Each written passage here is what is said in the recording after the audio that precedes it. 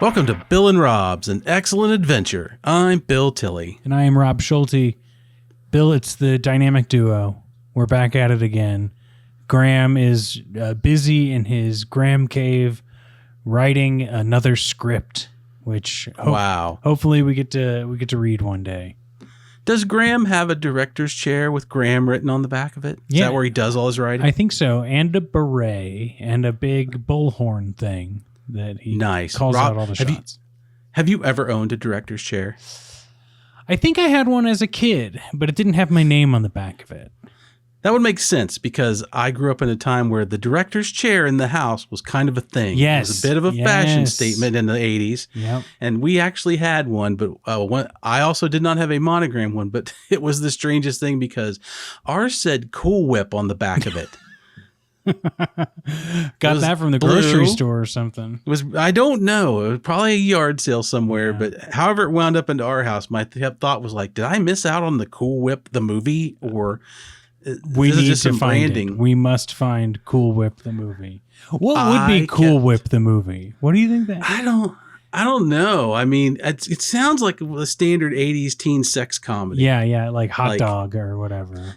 Yeah, like a bunch of kids have to go to like a Vermont bakery. Vermont. The one guy's Vermont, because the one guy's uncle runs it, but it's about to go out of business because the big baker down the street's going to take over, and so they have to have a bake off to win everything. And like the key ingredient is Cool Whip. That's what brings them over the top. Right. Well, yeah, and it'll be some ridiculous Smoking the Bandit concept like Cool Whip is illegal in Vermont past this parallel, and so they got to run to Texarkana and pick some up and get it back before it melts. Cool Whip the movie. Listeners, you know this is behind the paywall, so let's keep it between us. But if you'd like to see Cool Whip the movie, the more patrons we get, the better we could finance that film ourselves. Yeah. Yeah, absolutely. Yeah. I will commit to working with Rob to write that script if we get enough people behind it. I think, and I think Graham could then like punch it up and make it like look like an actual script. You and I will this is what happens. This is the dialogue, and then Graham will make it look good. Absolutely. I mean, you and I would be like story by, and then the written by credit would definitely go to Graham. Yeah. Graham, you listening? Okay. Well, Bill, what are we watching today? Because as we know, this is episode 2 of your series, Lady Killers. Absolutely. And there is no Cool Whip in this movie, but it is a cool movie despite its hot setting. Yes. We are watching 1985's The Legend of Billie Jean, starring one of my favorites, Helen Slater of Supergirl fame. Not Katy Perry. No, not Katy Perry, not Melissa Benoist. She looks a lot like Katy Perry when she cuts her hair. You know, never drew that parallel, but I guess I could see that now looking back on it, which I can do because I got to watch this movie slightly old school. I hold up before you my VHS throwback DVD copy of The Legend of Billie Jean. So, wow. No streaming for me. I bought this movie and I've had this movie. I did not buy this for this show. I've had it in my collection for quite some time. This is a movie that is well represented on VHS. When we talk about that, like I said, Barbed Wire needed to be watched in like a film grainy sort of thing. I did watch a HD version of The Legend of Billie Jean. And it was great. Don't get me wrong. But this is the film that I'm sure everyone who's anyone probably watched it more times than not on television or off of a VHS tape. Absolutely. And actually, my copy's Blu-ray. So it is. But that was a VHS very tape. Sharp. I'm confused. Well, that's the packaging. Oh, I couldn't tell. Yeah, they made it. See, that's made it very look like cool. That is. Yeah, it's part of the reason I bought it, and I took it out there. But because it's Blu-ray, you get a great picture, and it is for someone who lived through this. It is one of those step through the screen moments where I'm like, "Yep, I feel it. I could just walk right back into this and be completely at home." Bill, I had never even heard of this movie before you put it on the list. I don't know that surprised me because it's a certain type of movie that even an 80s movie lover and of certain types would go for, especially if, some people are like, I'm just all 80s action, and you might not stumble across this movie. So it's been a little bit tucked out of the public eye for a while. And to be fair, we haven't gotten into the meat of the movie yet, but it's not a very captivating title. And we'll probably talk more about it later, but it's like, I don't know who Billie Jean is. So it's kind of like the legend of Bagger Vance, right? Like, I don't know who Bagger Vance is. Like, why do I care about the legend? Yeah, the title of this movie evokes some like gunfighter movie. Yeah, or like Michael Jackson. Just heard it. Something. Could be, but of course, for me, that's actually my name spelled differently. So this movie caught my eye immediately when it came out because you couldn't get away from it. Although I bear no resemblance to anyone in this story, nor have I had the experiences of the story itself. But you could shave your beard and darken your mustache a little bit and start selling some tchotchkes by the no one. You don't want to be the only old guy in the movie. No, then I'm going to be like every dude that seemed to be on that beach in the background. every Turkish Tom Selleck movie knockoff guy. Nah, I don't want that. Should I read the back of the box? Or would you like to read the back of the box? Well, hey, you know what? Same as my name, so I'll take it this time around. Go for it. All Billie Jean wanted was $608 from the boy who broke her brother's scooter. But when you come from a small town in Texas, justice is something you have to win for yourself. Billie Jean didn't mean to become a fugitive. She'd never heard of Joan of Arc, but her fight for justice raised an army of kids strong enough to take on the law and the national media. Who knew Billie Jean and company were only armed with guns from a toy store? Or that hostage Lloyd tied himself up to be with the gang. Lloyd said, "In a crazy world, you've got to become crazier than they are." And that's when Billie Jean became a legend. Wow. Decent back of the box, but I don't think we need Lloyd said. No. We could just use that quote and then we'll figure it out once we watch the movie. But someone's being a little too particular on the back of that box. Yeah, a little bit. That was an actual VHS box, of course, because that's what we use. Rob goes in his basement to his giant vault with the biometric lock, and then we pulls one out. So you got to go with the original back of the box. It's so that's true. Always try to be our credo. Now, Bill, I love films from the 80s for multiple reasons, but mainly I'm trying to nail down like why, right? And it's not that far behind. I was born in the 80s, so I lived through a portion of it.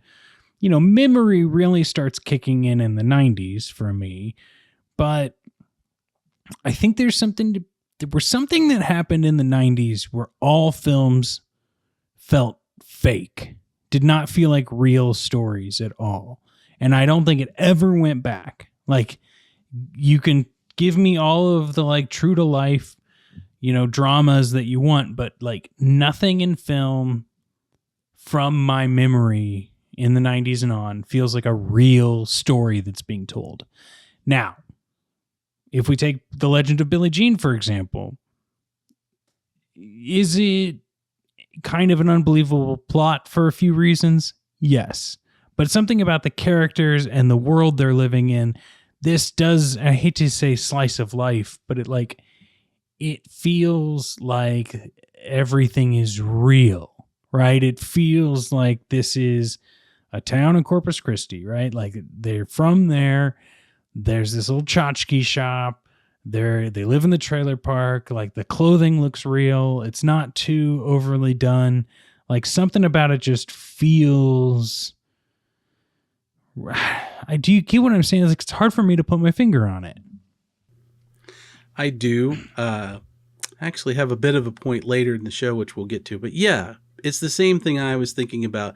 I could step through the screen because the story and the setting and the people in it are relatable. The 80s, everything about the 80s was very relatable, not from the sense of you could live it all, but the way it was presented. Like we've seen people like this. We know people like this. And I think a lot of directors and a lot of movies have this feeling behind them from the 80s of this could be you. Mm-hmm. You could be in this story because it's a story that any human person could find themselves into, or if they found themselves in it, would be able to navigate. Mm-hmm. And I know what you mean about the 90s movies, because I always think 90s, I always think extreme, because as crazy as the 80s could get with their take on things, and this movie is a good example of how things really do and really don't work in real life, but it is done in a way that you will willingly suspend those thoughts for the sake of the story that they're trying to tell. Yeah. And the 90s movies just want to assault you in the face with insanity and just make you believe it from the get-go and go, you should believe it because we're telling you. And it bristles. It makes me balk at a lot of those things because they're over the top and they act like they don't know it. Where in the 80s, a lot of the movies that were over the top knew they knew it and went, we know about this, but we're going to give you some stuff on the side that you can really relate to. We're going to have Schwarzenegger feeding a deer with his daughter before grabbing a bazooka. Like, we get it. We know what we're doing here. Absolutely. Well, it was such a joy. I think we should just get into our segments because there's a lot to talk about in this film. What's up first? First up, we're going to do our patented section where we talk about some fun facts that we found out about this movie, which this time around we're calling Facts Are Facts. Facts are facts. And yep, and you'll see on the video we're doing the salute. Yes. Doing the Billie Jean salute. So, Rob, since this was your first foray into this movie, do you want to start out with one of your Facts Are Facts? Sure. I'll go with one that's just a little... You know what? I'm going to talk about what I brought up at the beginning of this. The original title of the film, while they were shooting, so I guess the working title, was called Fair is Fair. And that's what we hear throughout the whole movie. Like, sure... Some really terrible things were happening to the entire family and Billie Jean directly. But she's like, I don't care about that. All I wanted was the money to fix the scooter. What's fair is fair. And we hear that as her like rally cry. It becomes part of the legend. And Fair is Fair, I just think is a better title for the movie than The Legend of Billie Jean. Like, I'll even give him Fair is Fair : The Legend of Billie Jean, if they needed to repurpose it once it went to Blockbuster. But it's not a live, die, repeat situation. They decided on The Legend of Billie Jean. But I think I would have liked that original title of Fair is Fair. Fair is Fair is not bad. I personally think it's something as a great tagline, which is what it is in the movie. If you put it on the poster, it was kind of neat. I don't have a problem with The Legend of Billie Jean, not because I'm biased and it's my name too. And I just want it out there no matter how it's Everyone needs to know that Bill's middle name is Jean, by the way.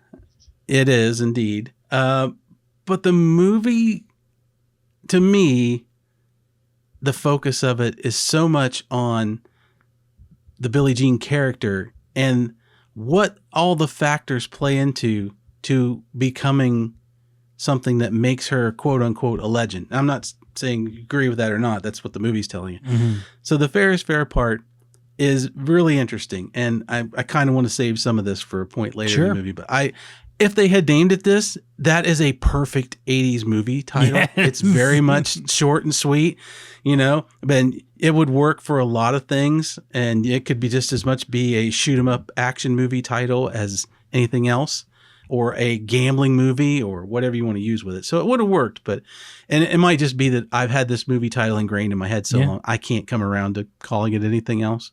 But I do see your point. Yeah. Absolutely. Well, what do you have on Facts Are Facts? So one of the things I found out is I found a couple of interviews from Helen Slater, and I actually watched this movie twice with the commentary on, so that was fun. And the movie takes place in Corpus Christi, Texas, and a lot of the cast weren't from Texas. They were all from parts north, especially Helen Slater, who's from New York. And apparently when they got down there, a lot of the beginning of the movie is her and her brother, a young 15-year-old Christian Slater, no relation, running around. And there's some scenes where they go out to the swimming hole and they do some stuff. But apparently director Matthew Robbins, he made both of them find time to lay out in the sun and keep their tans up before and during filming, because he wanted that look. And even though they did what they wanted, and Helen Slater was like, it's like 1,000 degrees. Yeah. And he would go tell us to do this. And after all that, they would still come in and spray down the actors to get them sweaty enough to it looks like Texas. And they were just profusely, and they all said they were so uncomfortable because if they weren't standing there getting sprayed down, somebody was standing there with like a hot gun with under their armpits, like the old movie trick of keeping the sweat stains.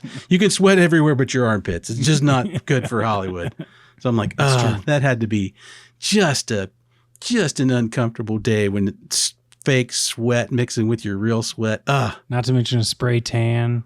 And yeah, well, no, they said natural tans. So. Yeah, okay, all right. So they got all the fun melanoma that goes with being a Hollywood actor in Texas. Oh lordy, well, the things we do for movie magic, right? Mm-hmm. Like, speaking of, some people did put their foot down. One was Yardley Smith, who refused to cut her hair for the part. So when she, as Putter, her name is Putter in this movie, cuts her hair, she's wearing a wig. I guess it makes sense that it's a wig because it looked really funky. But I just remember the days like when you put your foot down on something like that for this movie, for her medium-sized role. But apparently Yardley Smith is pretty stubborn when it comes to things. I'll let people do their own Googling on what happened with her podcast a few years back. But she will request what she wants and will get what she wants. And that's probably why she's been the voice of Lisa Simpson for so long. That's interesting. Yeah. Now you've piqued my interest. Must go find out what this story's about. Yes. Yeah, she talked about it on the commentary, how they flat braided her hair, and she's in at the very end when she's got her hair cut, quote unquote. They put her in of course, 80s high collar jacket and pop the collar so that they could jam it down her back. And she shows up to a beach scene wearing this thing, which looks like some serious tweed action going on for some reason. It's not like she just stepped off the cover of a Eurythmics album. It's a strange look. And the wig they gave her was kind of like, it looks like one you would model after the guys from the Warriors. It's all that super short spike. It's bad. This movie's got some weird wig game going on that it has to have, because Slater cut her hair too at one point and then had to come back for pickups, and they stuck her in a wig, and it's weird. You can see it in the scene where she's kind of being manhandled in the bait shop by Pritt, and there's a cutaway and a cut back, and she's like, weirdly enough, that's what they wanted me for. So you cut in, and on the cut back, it's this massive, like, it's her head grows twice as big. And then shoots back down. I was like, ugh. Oh man. Well, what else? Do you got any other facts that are facts? I do, and it also, once again, revolves Yardley Smith is an interesting person. She's an interesting character, and she's very open with things she did. And they were very young when they shot this movie. Oddly enough, the only teenager is Christian Slater. Yeah, he was 15. The rest of them were 19, 20. One of them, Martha Gaiman, her played a few. I think she was almost 30. Wow, when they did this role. That makes sense. But Smith said she was still, a young actor. And she has so many scenes where she has to eat. And her character's kind of a sugar fiend. And she's young and a little, kind of the little pudgy girl who runs along behind the hero. But nobody had taught her that you're not supposed to eat the food on the set. Mm-hmm. So she said she was constantly just eating on all these takes, take after take after take. And it's all sugar and candy and cakes and all this stuff. And she said she was sick. Like almost every day that they shot around food, and nobody leaned over and were like, "You're kind of supposed to spit it out." Yeah, you're kind of that's what this bucket is for here. And there's a scene in the movie where she's eating a Kit Kat bar and she tries to give it away, and she's like, "I don't want any more." And she said that scene was so real because she was just nauseous all the time. So you look at what the actors go through for our entertainment. Apparently, give them credit. During Parks and Rec, I learned this when I produced the hit podcast Parks and Recollection. Yes, you did. Chris Pratt also. So I'll just say, Chris Pratt had the same Yardley Smith problem. They were like supposed to be eating burgers all day for the set, or for the scene that was taking all day, and he just kept eating the burgers until and he was fine. He kept, and then like towards the end of the day, he was like, "Oh my God, I ate 7 burgers or something." Which is surprising at like cookouts. Burgers and hot dogs are like nothing, but if you eat it at the dinner table, I can only have one. Yeah. And you got to wonder, like we've heard, like there's a bucket. If you have to chew it, spit your food in the bucket. And I'm thinking, other people are eating, and there have to be these buckets, which means somebody has to come and get them, which is probably some poor intern or stagehand. But like, do you not see the other people in the scene doing that? And you just think something's. Do you think they go, something's wrong with them? Yeah, something must be wrong with their food, and mine's great. They're the ones with the problem. You're the ones, not me. Not me. It's the children who are wrong. Can I say something though, Bill, because we're behind the paywall, that I don't ever get to say outside of the paywall about my experience with Parks and Recollection? Absolutely. I encourage you to. And we're veering off from the podcast just a moment, everyone. So just bear with me. I got hired and they had already recorded a couple of episodes for Parks and Recollection. I had to totally revamp the format of that show because it was done so I don't want to say like poorly. It was just like, I think there was just too many cooks in the kitchen, right? Like there was just people that were like, "Oh, this person's not doing too much. Let's have them help us with the episode outlines." And then the boss was like, "Now we should have them do this," and then but not guide the team that was working. And then someone else pokes in and is like, "Well, what if we also did this?" And it was essentially read the Wikipedia page plot synopsis at the very top of the show, and then talk about 3 big points. The episodes were either 20 minutes long or an hour and 15 minutes long, and never in between of like the 3 or 4 that they had before I started. And I came in there and I was just like, I think there's got to be a better way here, right? Like, what if now, wild, I know, maybe no one listened to any television show recap podcast, but what if we split up that plot synopsis throughout the whole episode? And we read it a paragraph at a time, and then talk about the stuff that we liked in between. And it expanded from there. But of course, did I get the recognition for revamping the show and turning it into something that was better? Not until way later, when the new hosts came in. They were like, "We love what Rob did to this." Schulte, not Lowe. Well, when you're talking Rob, you're always talking Schulte, not Lowe. Yeah. That's going to be my t-shirt, Schulte, not Lowe. But I'll be wearing it when I'm outside Sirius XM headquarters there with my giant paper mache effigy of Rob Schulte, holding a microphone in one hand and a little Sebastian in the other. Yeah. That's how I'm going to do it. But everyone who hosted that show, I loved working at it. I actually, people have mixed feelings on Mr. Lowe, but he was always very nice to me. Alan Yang ruled. Jim O'Hare was amazing, and so was Greg Levine. But let's get back into this. You know what? Just like everything, Bill, the people we're frustrated with, management.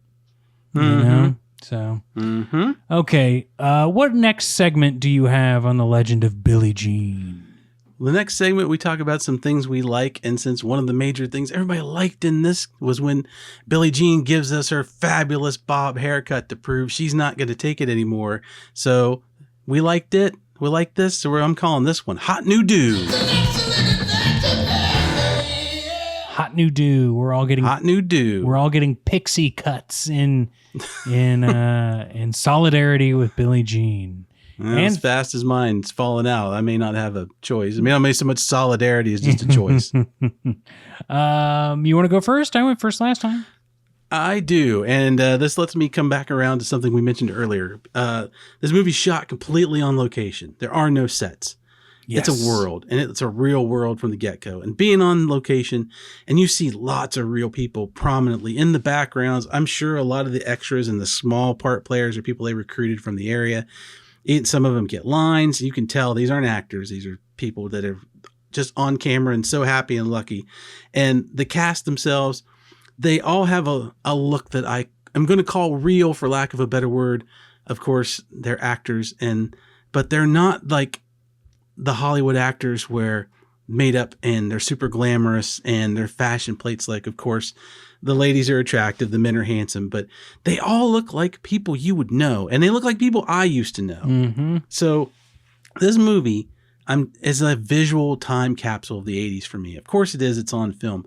But because it's not made up, it's places that I recognize. The trailer park, the streets, nothing looks out of place. It all looks amazing, and everybody that's there looks like they belong there. Not just because I'm sure a lot of them live there, but they made it so that the cast looks like they could easily have been people you would meet in this town. That's what my youth looked like. And that is such an emotional and visceral thing to connect to, that it's a great thing. And I think it's the thing you allude to, Rob, is why you like these movies and trying to put your finger on it. Of course, there's the movies that are fantastical, but every time you get one of these movies that involves people and some kind of situation, good or bad, that we could find ourselves into, they really manage to pretty much the best ones capture it in a way that you don't even think about it being a movie. You're just along for the ride. And this movie takes us along for the ride. And because I think the 80s was not as complicated a time as today, and of course that's me being an older man looking through some rose-colored glasses, but your day-to-day life was not as complicated. You didn't have as much input that you do today. And one of the scenes that jumps out is because the reason I think that Binks, Billie Jean's brother, played by Christian Slater, this whole thing starts off with some dudes take his scooter and run off with it. And I remember thinking, I would feel that way, because a vehicle was freedom. It was your transportation. It was your symbol of getting out and doing better and going places. And some people might today be like, why would you ever get in a fight and cause all this stuff over a scooter? I know why. Because your life was very pared down and you had certain elements of it. And the one thing that you had that got you around and made you feel free was taken from you, even if it's a small Honda Elite, you can bet somebody's going to get some bruising over this deal. Well, not to mention that they're also like poor, right? This is like the thing of, this was his treasured item. For everything you said, freedom, get you out from point A to point B, or sometimes C, and he worked for it. This was his thing. He didn't have anything else. Yeah, and you're right about the look, because they're clearly people who don't have a lot of income. And when you see their dinner, or you see the TV they're watching, or what they're doing on TV, or how they're hanging out, it's all real. It's not any made-up brands or any weird stuff where some set dresser who doesn't know the time comes in. It's like, nope, this is a meal you would eat in 1985. This might be what you would have for dinner if your mom works and you're two kids and you don't have enough money. This is like what you should watch if you are assigned a season of Stranger Things, right? Yeah. Yeah. It's the kind of thing that really says, if you want to see what it looked like, you're going to see it here, even though that's not what the movie's about. It's not about people in the 80s who are poor and having to make decisions. No. That's just who they are as characters. Right. Yeah. Right. And that actually goes into like one of my points, Bill, so we can just like merge these. Like, I love seeing Texas and not Hollywood, Texas, right? It takes place in Corpus Christi, which of course isn't Austin, isn't Dallas, isn't whatever. But also, it's so many times when something gets set in Texas, it's just like people in 10-gallon hats, wearing leather vests, with big belt buckles, going into like the Dewdrop Inn, right? Like this is just, it didn't have to be Corpus Christi, but it was. And it was a great like setting for this film. And it made you feel real. And it's kind of like what I talked about at the beginning of the episode. It's a lot like it has everything to do with what you just said. Like these are real people in real situations using real people for extras, but also like, I don't, most movies are sparked by some sort of real life event. Like, yes, occasionally someone just has a dream and they're like, that would be a fun story. But like, who let me pull it up. Who wrote this? Mark Rosenthal and Lawrence Koner. Yes. Mark and Lawrence grew up in some sort of Corpus Christi town, right? Grew up in something like this. Knew this shack that these tchotchkes and t-shirts were sold at. Knew these types of boys who picked on the poor kids, right?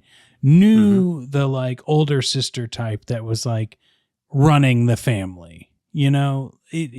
These things are like, there's so much of this that, and we'll get into, I'm sure, with some of our other patented segments on this show, like besides the things that are a little bit like stretch the imagination, everything about this felt so real. So I'm right there with you, man. I thought so. I love it when you have this kind of reaction to these movies. And I understand completely what you're talking about, because it was great to see kids in Texas and it looks like Texas, and they're not standing in front of the California mountains going, we're in Texas. Yeah. With, just like with Southern accents and talking about, going to the big city, it's not that, It's funny that all the cast that I could find interviews with, they all said they all thought their accents were horrible, but everybody around them, of course, were the real ones. When they come on, they're like, oh, of course they sound perfect. And they think they sound, I don't think they do bad. I didn't They're being think hard on themselves. Here's the thing. It didn't sound bad, but it doesn't sound like a cartoon. It's like, it doesn't sound amazing, but it wasn't cartoonish. That's what I'm trying to say. It doesn't. Yeah. It doesn't sound like Hee Haw. Yes. Hee Haw, the next generation. Do you remember for that from the critic? That was hilarious. Yeah. Oh. Yeah. I don't want to think about that. Well, what's your other new do then? What do think about that? So, in all of this wonderful scenery and things that are going on, I'm watching. So the scene at the end is kind of the big culmination where Billie Jean's going to meet everybody on the beach, the cops and everything. So it's turned into this giant get together of onlookers and cops and all this stuff. And of course, everybody's coming in and there's this huge crowds of people. So you get this kind of big visual smorgasbord of all these people with all their looks. And for just a second, there's a guy in the background who goes by and he's wearing a hat that says, "Where's the beef?" Yes. And it made me smile so hard. And you kind of see some of the other slogan clothes in the movie that pop out. And it's funny for me to think about that, because I remember this time it was cool to wear branded shirts. Like kids had shirts that just said Atari on them or Diet Coke, or it was marketing. So you marketed clothes and things, and it wasn't a big deal at all for a Nike symbol or Just Do It, all these things that we had. And it worked because it was real. And I was thinking to myself, is this even a thing really anymore? Like, what would that look like today? Of course I shop and I look around at things, but I don't see kids wearing a t-shirt that says Squarespace on it, No, but they will wear an Atari shirt. They just happened to buy it at a Hot Topic and not won it at the arcade tournament, Right. Yeah. That's been artificially distressed. Yes. So that just really, it made me laugh for what it was. And I remember we all owned some clothes back in my day that was just like, might have a logo that was the weirdest thing. Like, why do I have a jacket that says Revlon on it? Well, you got it at the yard sale. That's what you're wearing. Well, and you still do have weird. That mesh tank top, Bill S. Preston style, right? I do, and I wear it for our top tier videos that we make. So. Okay, that's the secret level you have to email us to get, right? Yeah, if you need more enticement to go on Patreon, folks, I don't know. What hey, they're already here. They're already here. If you want to spend more money, there are ways. Bill, I love that. I think that is so great. There was There was a moment I had watching this when they have the made up t-shirts, the Legend of Billie Jean shirts that are being sold by the bad guy in the movie, that I was just like, where are all of these shirts now? I don't know. Like they made a ton of them, you know? Yeah. The Smith and Slater, they asked themselves as they were watching the movie, like, what do you think happened to all this stuff? I wish I had one of those Frisbees. And it is Farrapalooza type stuff. Like, it is the heat transfer, scripted, just whatever you had to write her name out, and a bunch of these weird posters that I got to admit, I took myself to task on it, because they have these posters hanging up everywhere that says, where is she now? And Pritt is marketing them with Billie Jean's coming out of the pond with her wet tank top and bathing trunks on. And I was like, who took this picture? Where did this picture come from? It was taken at the very beginning, right? Mm-hmm. That one boy had the camera.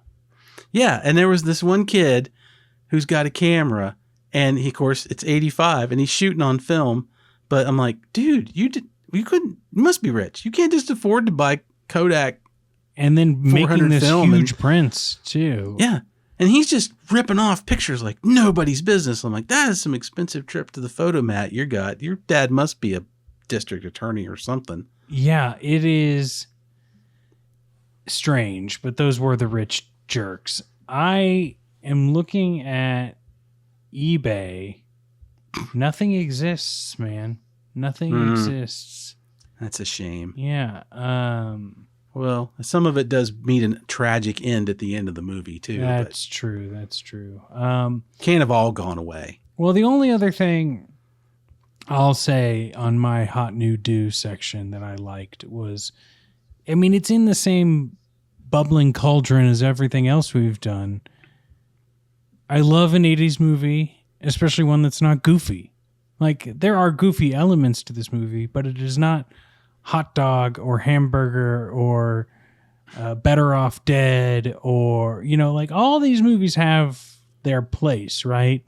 But when you watch the goofy, you know, Porky's style, I guess it's Porky 79, whatever, you know what I mean? Like, when you watch this goofy sex comedy 80s films, or you watch Big, you know, people love Big, but Big is goofy, right? You know, what's the other movie that it is? Like, I just saw it as a trailer, like The Secret of My Success, right? I've never seen it, but I have a feeling that it's along the same lines, but probably still a little goofy, you know?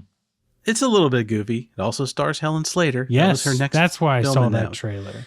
Yeah, it has more of the, because it's set in an office with office people and a young kid trying to make it. It's that whole, you fall into some really outlandish scenarios that probably would not happen to a real person. If they did, they probably would not happen that many times in succession in that short amount of time. So that kind of stuff rolls right through there. But yeah, it's not a goofy movie. It's actually, it takes itself very seriously. Yes. Legend of Billie Jean is not trying to be funny. No. It has humor in it, but it is absolutely not trying to be a farcical thing. It's not, but it's also not so serious that you can't get on board with it. And in some ways, when you really look at it, for the most part, the stakes start out extremely low. Yeah. And they do work up to significant, which is a point we will reach here in a thought I have later. But yeah, it's, like I said, this is a movie that you could see yourself being in this situation, unfortunately, one way or the other. So it doesn't make you think, oh, you're stupid for watching this movie. It's just the story and the way they wrote some of the scenes. Yeah, there's some problems with those. Yeah, well, maybe we should talk about things we disliked in this movie, but Bill, there's got to be a clever name for that section, right? Yeah, I mean, thinking of things you dislike, I kind of named this section in honor of poor Hubie, who is a victim of Billie Jean's signature move, and I've dubbed her for this movie the Queen of the Nut Shots, because she deals them out, and I gotta say, she doesn't deal them out to anybody who doesn't deserve them. So, since these are things we dislike, these are just shots to the nuts. So, love it. I try, I really do. You mind if I go first this time? Absolutely. So the big thing for me is, if you haven't watched the movie, everyone, They can't get the $608 back after Hubie and his buddies destroy Christian Slater's moped. What motorbike? What, scooter. Scooter. Motor scooter. So she goes to Hubie's dad, who owns this like t-shirt shop on the boardwalk, and he tries to assault her and says she can work off the $608. And once she tries to get away, her brother hears her screaming and her friends, and he grabs a gun from behind the counter, and the guy, it's the dad's gun. He's like, "You fool, it isn't even loaded." And Christian Slater's like, "Oh, it isn't?" And he pulls the trigger and it shoots the guy. He doesn't die, but, it was loaded. Whether or not Christian Slater's intent was there, but he called the bluff. And so then they run away, the catalyst for the whole movie. And she only wants the money back. And she doesn't tell anyone until like the end of the movie that this guy like tried to assault her. And I feel like she could have said that and the movie could still happen. So that was like, and maybe this is like the 80s of it all. I don't know. And maybe it's just, maybe it's poor writing. Maybe it's intelligent writing, but it just feels to me like I could have seen them still running away, still needing to, leaving the scene of a crime. And her still, when she talks to the cops, be like, "Yeah, well, that guy tried to, harass me in a way. And we didn't intend to shoot him, but like, he's not, impartial here by any means." It was a little bit frustrating. So I kind of disliked that. Yeah, I get your point, because you would think in the real world, it would all come up. Like the moment it came up, Mm-hmm. she would just rattled off every bad thing about what happened. From a movie standpoint, I don't know if this is what they meant to do. If she had just said it at any point, even if she just told her gang, like, it would have made Pyatt seem more awful. Of course, we saw it, the audience, we know how awful he is. But there's this weird dynamic between him and Peter Coyote as Lieutenant Ringwald, where he almost deduces as things go that Pyatt probably also tried to do something sexually wrong with Billie Jean. He makes comments like, he sort of strips away and he's like, "I know you're terrible. Now I realize, yeah, you'd be terrible enough to try that too. You seem like a sleaze. Mm-hmm. I know what you're doing." And it's this weird unspoken thing. But yeah, even when she makes her video announcement about what her intentions are and what her credo is, she doesn't bring it up then either. She doesn't rattle off like, "and this and this."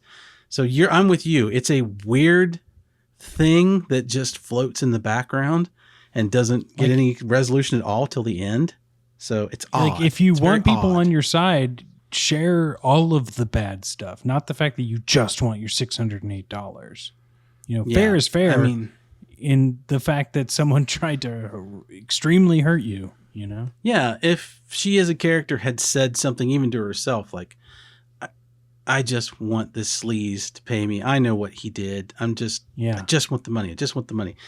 Then we would have went, all right, for better or worse, that's your decision. But having it just sit there like Chekhov's accusation through the whole movie is a little strange. Yeah. Well, was there anything you disliked? Yeah. As much as I've praised them for their look, the kids in this movie seem pretty vapid. Yeah. They want to emulate Billie Jean's look and cheer on her outlaw status and what they think she's doing versus what she actually is doing, because there's all these crazy stories about her burning down schools and robbing banks and states away and all this crazy stuff. But the weird thing is they don't change their actions at all. And that's where I take a little bit of issue with that back of the box, because it talks about like she mobilizes the kids or the kids flock to her as an army. And they don't ever do that. They travel in groups. They come together when she takes on a dad who's abusing a kid, in the sense of they stand outside the house and just are there, which he thinks is a gang, but they have all put her in the hot seat of doing something. You do something, when there's clearly very large men outside there who are semi-grown, probably play football, probably could take this guy in a heartbeat, but yet they send in 100-pound Helen Slater to do their work.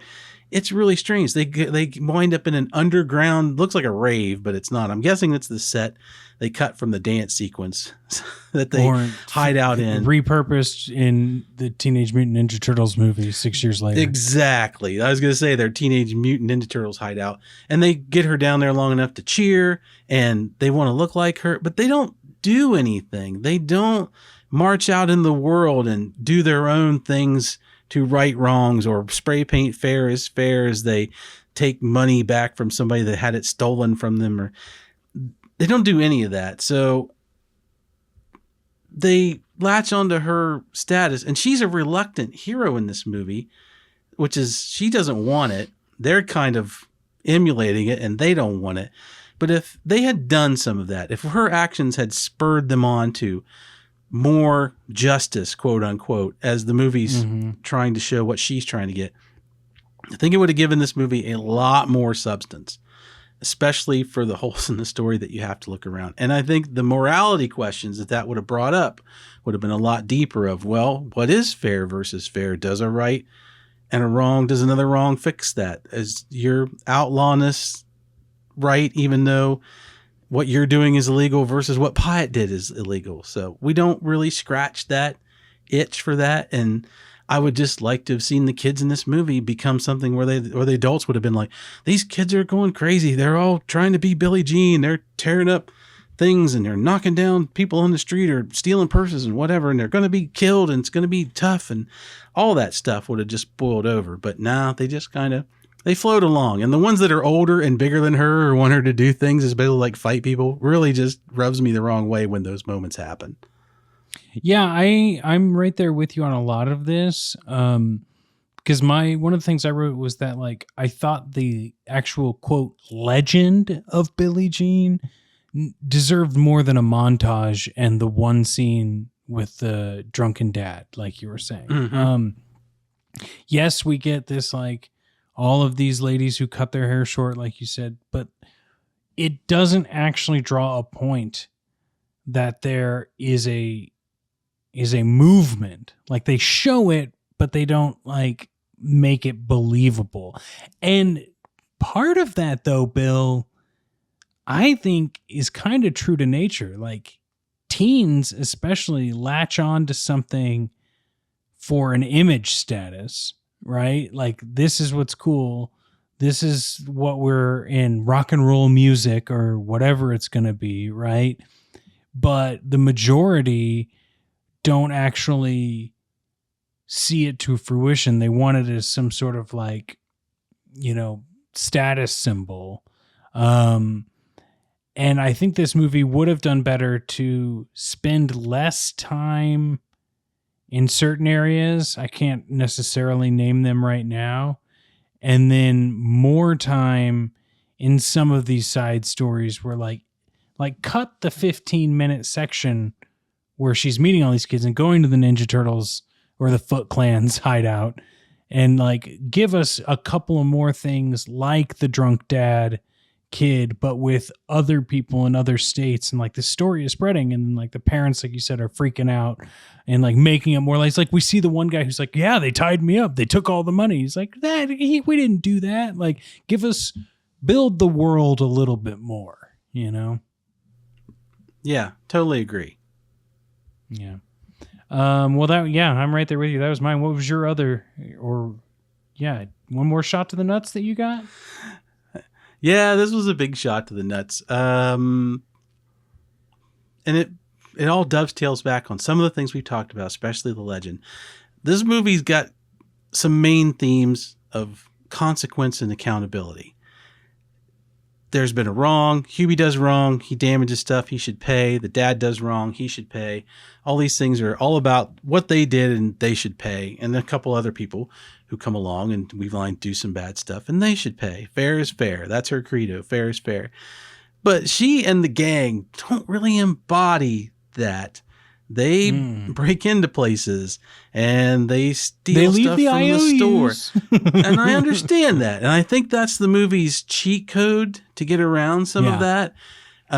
It's not really explicitly. Their notes just say, they don't have an actual name on them at the beginning, but that's fine. And they have no way of actually paying any of it. No, they don't. And the adults are gonna have to go through some trauma. Her mom's traumatized because her kids are out there and she's worried about them. And the other kids have parents, which we don't really see except one, and she doesn't come off well at all. But they do all these things. They race around. They cause damage. They're in consequences that cause damage. One way or another, they've spurred all this on. And at the end of the movie and throughout certain segments of the movie, they kind of walk away from all of it scot-free, to the point where the movie ends with a giant tent fire at an amusement park where other people's livelihoods are in danger, and people are going, at one point bullets are being fired and people are shot, and there's going to be hospital bills because Binks is one of them. He takes a bullet to the shoulder at the end climax. It's like, well, somebody's got to pay for that. And after it all goes down, she has her big speech and they all see how bad pie it is, but she just turns around and walks away. The cops are all there. Like, she's got shit to answer for. And it's like, nah, you did your thing. We see what you did. You're out of here. And that just, it doesn't end in that kind of 80s hero way of, at least, like, the person's got to get out of town before the cops get here, because what's done is done and what's fair is fair. And I got to get out because I'm not going to jail for this, but I'm in trouble. They attempt that, I think. Right? They don't do it successfully, but they attempt to do that. I'll talk about it more in my amusement moment. But yeah, the movie's got a tacked on happy ending that kind of doesn't make any sense. I mean, you want it. You want the happy ending. And I found myself not sure why I wanted the happy ending, because it had gone so far into the unbelievable elements of certain parts of the story that was hard for me to give it the benefit of the doubt anymore. So the movie slowly does degrade my benefit of the doubt meter pretty hard. And that is unfortunate. And I'm with you. If they trimmed from certain places and put more stuff into a movement, or the kids doing other things, or her actually being what she is, like when she sees her big effigy fall down, it would be great. The kids are throwing their stuff in the fire and burning their Billie Jean t-shirts. And it's like, all she wanted was what the money that they owed her for damages, but she's looking around going, well, all this is fake. I wanted to do a thing and be right, and somehow they turned it into t-shirts and frisbees, and that's not right. Yep. Damn. Well, Bill, can we talk about some amusing things? We can indeed. I think we should, after that very big and deep conversation we just had. So these are amusing moments. When I think amusing, I'm going to give tribute to the amusement park that we see at the end of this movie, and I'm going to call this one Burn Down the Amusement Park. Tell me something so awesome that it just lights this podcast on fire. Okay, so we hinted about it before. They've got this tacked on moment where Billy and her brother are in Vermont in their giant duffel bags. They've escaped Corpus Christi. But throughout the whole movie, there is this like obsession with Vermont, especially that Christian Slater's character has, because apparently before this movie, at some point in time, Billie Jean had spent time in Vermont. And he's like, tell me about Vermont again. Tell me about the maple syrup. And it really does snow. And I don't understand the obsession with Vermont. Why Vermont? I mean, I love Vermont. It's beautiful. It's a great place. You can, like I said, I've picked up maple syrup in Vermont. But why? What's the prequel to this movie? Why was Billy in Vermont? What happens in the sequel to this movie when they're in Vermont? I don't understand the obsession with Vermont, and it is just very amusing to me. I don't know. Do they wind up in the sequel, they're running the Stratford Inn instead of Bob Newhart? If Binks had a Bob Newhart fixation, that would have been something. He's got that poster on his wall of the ski bunny wearing suspenders and very little else. So I get the feeling that Binks is easily swayed one way or the other. I know people like him where he's like, I want to go and do this. And they show him at the end of the movie. He's like, damn, it's colder here than I thought. It's like, yeah, dude, Vermont's cold. That's like, we're all the way up here. Now, now you want to go home. You want to go back to Texas? I don't think so. I don't know. Clearly somebody had something. Maybe it's an inside joke somewhere. I'm not sure, but it is a weird fixation because I don't know a lot of 15-year-olds in the day that wanted to escape to Vermont. Yeah. You know what? I'd love to know the backstory, but we'll probably never get it. What is one of your amusing moments? So Lloyd, the reluctant hostage, played by the incredible Keith Gordon of Christine fame and Back to School and many wonderful movies that I love very, very much. Lloyd's a camera guy. He shoots movies. He's a rich kid because his dad's a district attorney, and he's got a room, an impossible room, Rob. I wanted to know what you thought about this room. He's filled with 4-track players and video equipment and cameras and all kinds of stuff. What do you think of his masks? Bedroom? I loved it. I loved so much about it, but it didn't make him happy, Bill.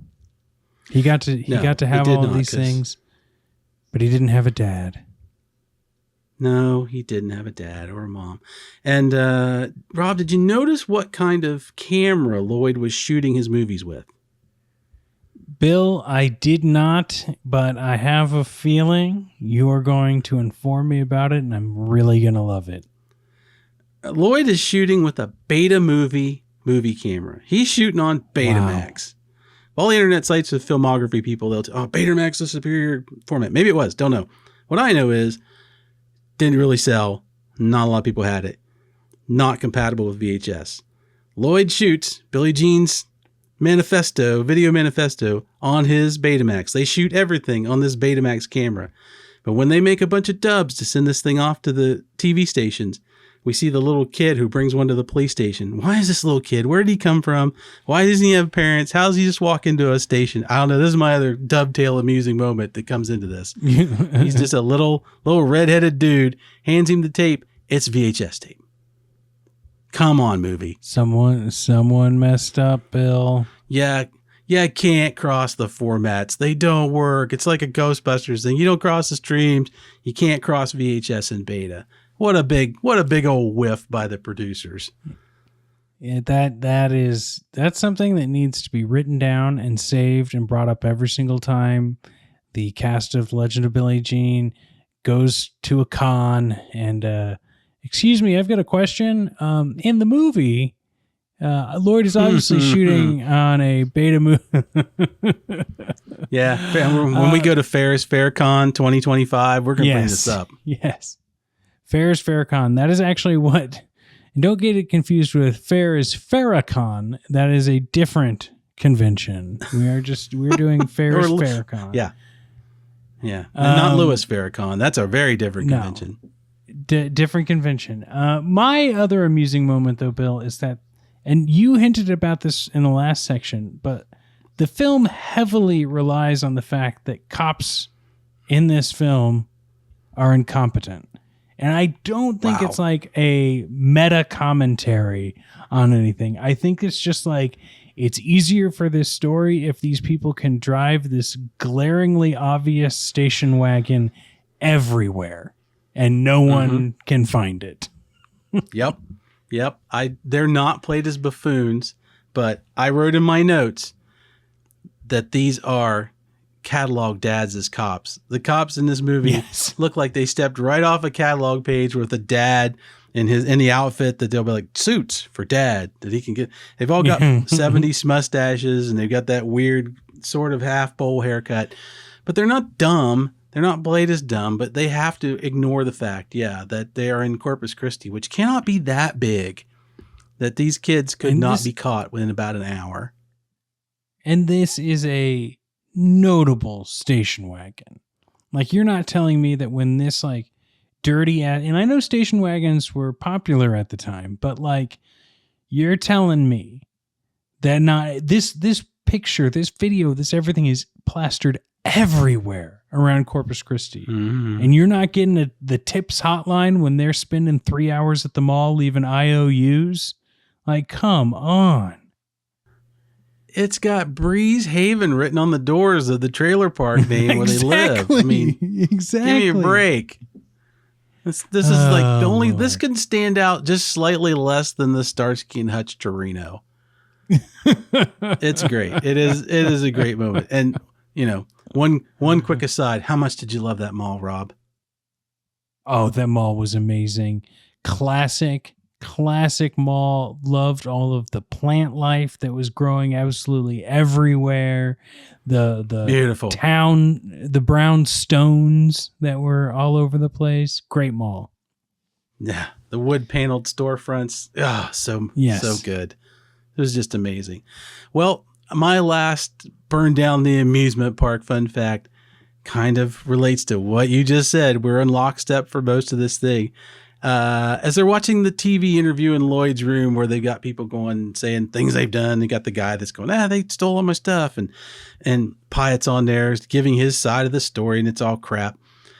The kids are giving it the big old, nah, that didn't happen. And Ophelia, who drives this car, that's her daddy's car, he runs the trailer park. Mm-hmm. The reporter on the interview describes it as a late model station wagon. Ophelia looks at the TV and goes, late model? I wish, which tells me she clearly did not understand what the term late model meant, or she would realize that she's actually wishing that her car was older than it actually is. A late model car is an old car, everybody. It's older than anything that's new. So Ophelia, clearly, although she can drive like Joey Chitwood, apparently not a car girl. Or I wonder if there's something that we don't remember from the time that the later model station wagons had like a better transmission or gas mileage or something. That just is one of those things that is just like cemented in. You had to know exactly what was going on at the time because it will not withstand the test of time. Like I was listening to a podcast about Melrose Place, and there was like a line that Heather Locklear uses that's like, only her psychiatrist knows. And they're like, that's actually a play on the old 70s hair dye commercials where it's like, only her hairdresser knows. And like, no one would remember that. No one would know at this point in time if you were picking up and watching that show. But you're probably right. It's probably just a silly line. Maybe, but I love your attempt at headcanon. I'd like to give Ophelia the benefit of that doubt because I think she rocks. Well, should we give the listeners the benefit of the 5 nights for $1? This is our final section where we rate this movie. It's a little thing we call 5 nights for $1. The idea was you walk back in your video store back in the day, there might be a rack of movies that might say something like 5 nights for $1. Any of those movies, throw down your $1, keep it for 1 night, keep it for 5 nights. That's up to you. And that's how we rate these things. We don't compare them to anything that's come before or after or sequels or anything, just simply this movie. So Rob and I have walked into our local video stores. I'm going to bump this up to my college video store. We've gone to North Campus Video. We've seen this rack, Legend of Billie Jean's on it, thrown down the $1, taken it home. How many of those 5 nights are we going to keep the Legend of Billie Jean? Wow. Oh, man. Should I go first? Yeah. Why don't you go first, Rob? Okay. Bill, I really enjoyed this film, and I will be watching it again. I feel like I've been pretty positive the entire time, so people are going to, know where I'm standing on this. But the thing is, how much rewatchability does The Legend of Billie Jean have? And that answer is more than you'd think, because although the story is simple, you can always find something, I feel like, in this movie, like the Where's the Beef hat, right? And the Where's the Beef hat is the reason for the rewatch. The mall is the reason for the rewatch. The silly lines. Like, it's a movie that, okay, cool, I know what's going to happen, but I can always pick out something in the background or some slang or some weird thing. I think that if I were to rent this, I would keep it for 3 nights and an afternoon, because I'd probably watch it the first night, start watching it again the second night, finish it the third night, and then maybe fast forward and find some of my favorite scenes before returning it. And of course, I'd have to rewind it. So, of course. Yeah, 3.5. 3.5. How about you? I think that's awesome. I like that you're sneaking in some midday watch. Boy, doesn't it feel good to watch movies in the middle of the day. Oh, it's like, I love it. I don't know. I've never taken a lot of drugs, but I imagine that's the drug version of watching movies. You're like, I'm not at work. I'm not really doing, I should be doing other stuff. Nah, watching movies. Well, of course, as I showed at the beginning, I own this movie, so I've kept it indefinitely. But for the sake of this, if I've gone in and just picked it up off the shelf and I have to return it, I'm going to keep The Legend of Billie Jean probably a good 4 nights. It is visually amazing. And even if I had rented this movie back in the day when it was really on VHS and there were video stores, this is a movie I would have held on to. I love Helen Slater. I think she's great. She makes a movie just so honest and believable. The rest of the cast is really good. And it is a very relatable movie. And it's all of its pluses. The actors, the way they carry this off, the look of everything, the basis of the story and what drives the reasoning behind why everybody's doing what they're doing. It's very interesting. It's relatable without being too simplistic. It doesn't beat you over the head with what it's trying to do. It just goes along. And there is so many little things that you can pick out of it.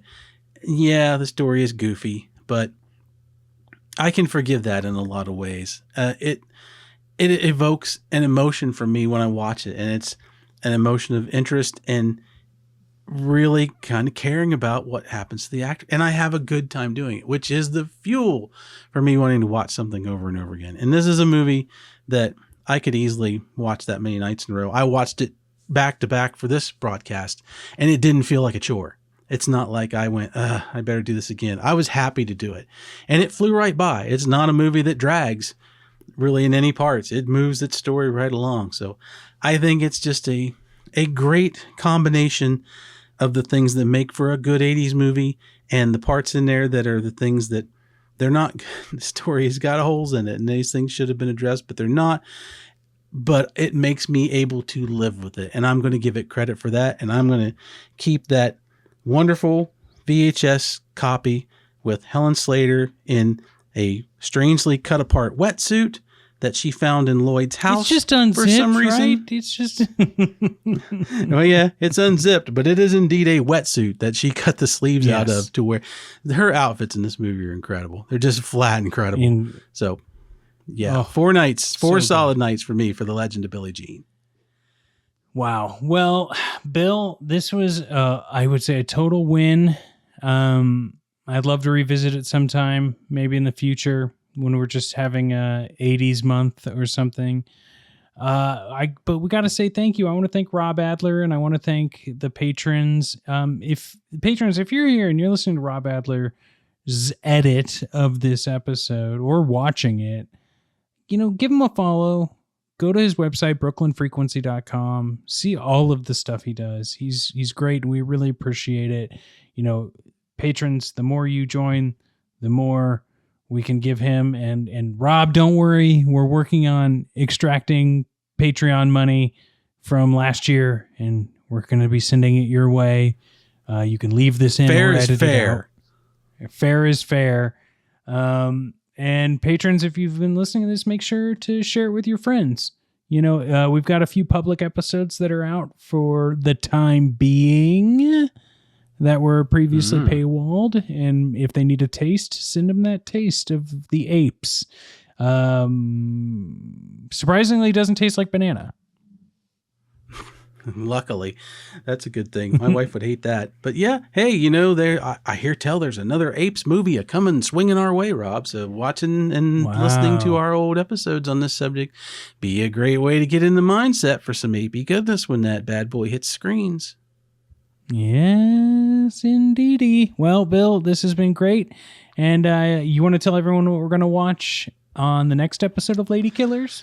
Absolutely. Our next episode going to be a little bit of a different feel of a movie for next time around. We're going to be watching the Cynthia Rothrock classic China O'Brien from 1990. At least 1990 is what it's credited as on the internet. It's one of those movies that seems to have been somewhere copyrighted between 1988 and 1990. I'm not really sure, but we're just gonna go with what the internet says. But it is, and apparently China O'Brien and China O'Brien Part 2 came out the same year. So. Yeah, they sure did. And hey, a little peek behind the wall, everybody. China O'Brien 2, damn hard to get your hands on the secondary market. Damn hard. Yes. So if anybody knows where there's a good deal on that, I would like to see the sequel on that, but I don't really want to pay those overseas prices. Yeah. All right. Well, Bill, let's call it for the evening, and we'll see everyone next time on Bill and Rob's An Excellent Adventure.